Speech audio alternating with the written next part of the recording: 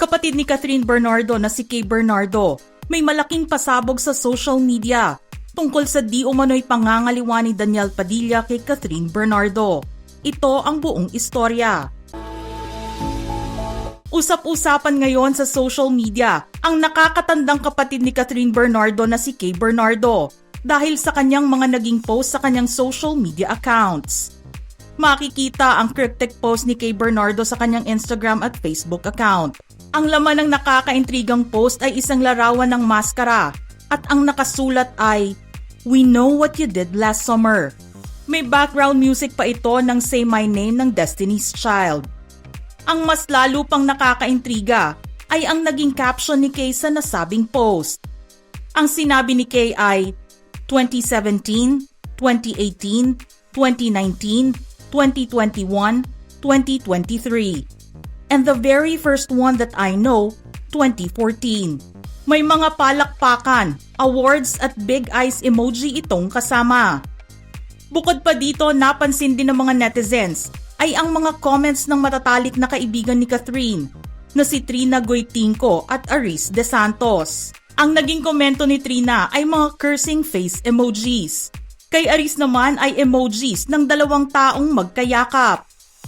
Maraming netizens ang naghihinalang pinatatamaan ni Kay si Daniel Padilla sa cryptic post niya.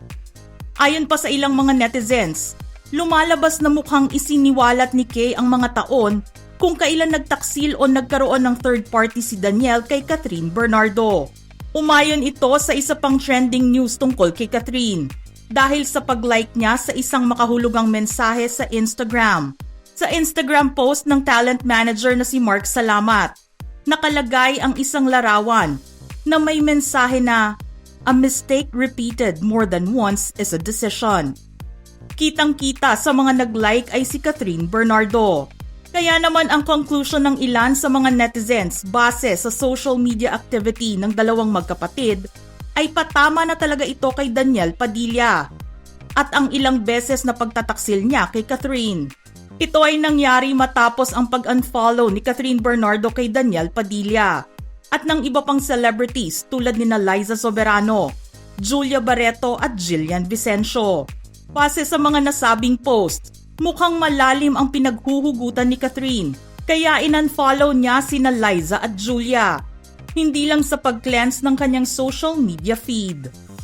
Matatandaan na umamin na mismo si Andre Brillantes kay Catherine Bernardo tungkol sa lihim nilang pagkikita ni Daniel Padilla at ang mga pribado nilang messages sa isa't isa.